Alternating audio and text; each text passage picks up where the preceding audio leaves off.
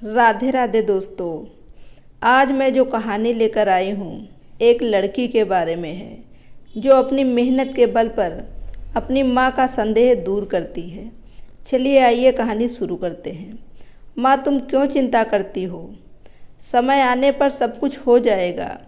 और हाँ, इतना कंजूस मत बनो। इतने गहने क्यों ले रही हो? मुझे नहीं पसंद है। मैं उन गहनों को अपने पूरे शरीर पर लाद कर और चोर के डर से घूमना, मुझे ये सब नहीं पसंद है। तुम्हारा ज़माना गया अब। अपनी आंखें खोलो और अपने सामने दुनिया को देखो। ये कितनी खूबसूरत है। माँ, मस्त रहो और अपना जीवन एंजॉय करो।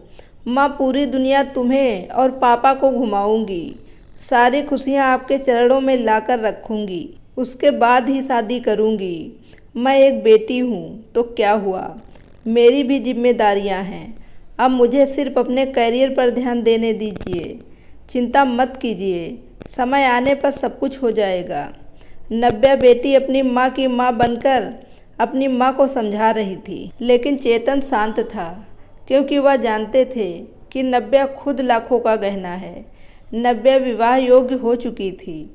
नव्या की माँ कादम्बरी उसकी शादी के पीछे पड़ी थी। आखिर वो माँ थी ना।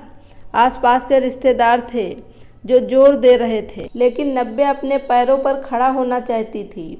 इसलिए वह शादी के बारे में नहीं सोच रही थी। इसलिए इस फालतू की चर्चा में उसे कोई दिलचस्पी नहीं थी। कादम्बरी सिर्फ एक वाक्य कहती थी, पढ़ाई करना तो तुम शादी के बाद भी कर सकती हो। हमारी चिंता करना कम करो। नव्या अपने फैसले पर अड़ी हुई थी और कादम्बरी हमेशा चिंतित रहती थी। आसपास की लड़कियां शादी करके गृहस्थी संभाल रही थीं। 8 दिन पहले नव्या की सहेली की शादी हुई। वह धूमधाम से हुई शादी में उसके शरीर पर 1 किलो सोना पहनाया गया होगा।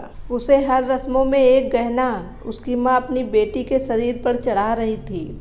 दिखावा बहुत था इस शादी में। हमारी तो कोई भी तैयारी नहीं है नव्या के शादी के लिए। चेतन तो किसी बात की चिंता ही नहीं करते। उसे याद आया, नव्या जब इस दुनिया में आई तब कादम्बरी के ससुर चेतन को बोले, चेतन, लड़की हुई है रे बाबा, अब दहेज की तैयारी में लग जाओ।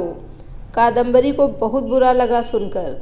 पिता बनने की बधाई देना तो दूर, दहेज की बात करने लग गए। लेकिन चेतन इतने खुश थे कि मेरी संतान के रूप में पहली ही बेटी हुई है। वह उसका लाड प्यार करने में मग्न रहता था। वह उत्सुकता से नई नई चीज़ें नव्या के लिए लाता था। मूल रूप से नव्या बहुत बुद्धिमान और तेज तर्रार थी। वह उत्सुकता से नई नई चीज़ें सीखने के लिए इच्छुक थी। नव्या धीरे धीरे अच्छे संस्कारों में बढ़ती जा रही थी। शिक्षा के क्षेत्र में वो हमेशा अव्वल रही। नव्या ने मेरिट को कभी नहीं छोड़ा। शोकेस विभिन्न योग्यता प्रमाण पत्र और ट्रॉफियों से भरा हुआ था। चेतन बोलता था, बस नव्या का सपना साकार करना है। इसलिए फिर उसकी शादी के लिए बचत वगैरह वो नहीं करता था। चेतन कादम्बरी को कहता था कि उसकी शानदार सफलता ही उसका सबसे कीमती गहना है। सब कुछ अच्छा होगा, चिंता मत करो।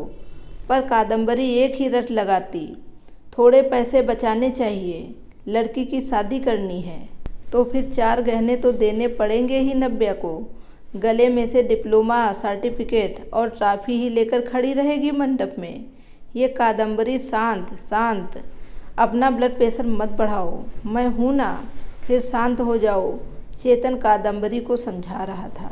चेतन की शांत धुन सुनकर कादम्बरी की अंदर की माँ जाग जाती है। गुस्से में वह चेतन को बुरा भला बोल देती है। चेतन तब भी शांति से सब कुछ सुनता था। कादम्बरी बोली, अब मुझे ही कुछ करना होगा। नव्या के पापा तो कुछ नहीं करेंगे। कल उम्र ज़्यादा हो गई तो शादी के बाज़ार में कोई शिक्षा को नहीं पूछेगा। रहा सवाल गहनों का, एक भी छोटा बड़ा गहना बनाकर नहीं रखा। सोना सस्ता हो जाने पर बहुत बार बोलती थी, बनाकर रख लो, लेकिन इसके पिता ने तो मेरी एक ना सुनी। सेविंग भी नहीं की। हमेशा उसकी शिक्षा पर खर्चा करते थे। क्या बोलते थे, हमेशा शिक्षा एक अनमोल गहना है और इसकी कीमत बाजार में बढ़ती रहेगी। कभी सस्ता नहीं होगा। और रहा सवाल सोने के गहनों का, तो वह जब शादी होगी तब देखेंगे। चेतन का ये जवाब तय था। अंत में कादम्बरी ने उसे अपने गहने देने का फैसला किया। मेरे पिता ने कन्यादान में मुझे दिए थे। टोकरी जितना भरा तो नहीं, लेकिन कटोरा भर जरूर दिया है। मैं अब कहाँ पहनने वाली हूँ ये गहने।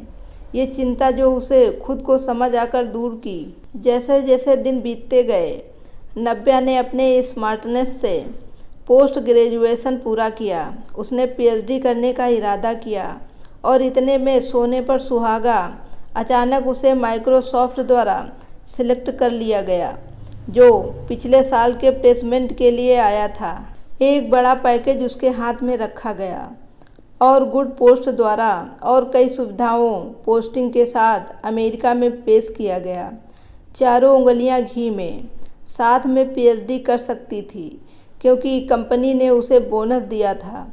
नव्या अपॉइंटमेंट लेटर लेकर घर भागकर आ गई। जब तक दरवाज़ा नहीं खुला तब तक नव्या ने डोरबेल से अपना हाथ नहीं हटाया। दरवाज़ा खुलते ही उसने अपनी माँ को गले से लगा लिया। माँ, अब लग जाओ शादी की तैयारी में। पापा, अब बस मदद करना। हाँ, यूएस जाना होगा ना मुझे। और अपॉइंटमेंट लेटर नव्या ने पापा के हाथ में रख दिया। चेतन ने वह लेटर जोर से पढ़ा। बाप रे, नव्या, सच में ये अनमोल गहना अब शादी के बाजार में चमक उठेगा। ऐसा बोलकर कादम्बरी भगवान के सामने शक्कर रखी। कोटि कोटि धन्यवाद आपका भगवान जी। ऐसा बोलकर भगवान को हाथ जोड़कर नमस्कार किया। अब यह बड़ा गहना और अन्य छोटे बड़े सर्टिफिकेट के आभूषण नव्या के व्यक्तित्व पर अवश्य ही अच्छे लगेंगे। कादम्बरी, फिर बताओ, सोना लेने कब जाना है? चेतन ने उसे टोट मारा। इसमें कोई संदेह नहीं कि उसकी शादी में उसके गुणों के आधार पर अर्जित बहुमूल्य गहना निश्चित रूप से उसके सौंदर्य बढ़ाएगा।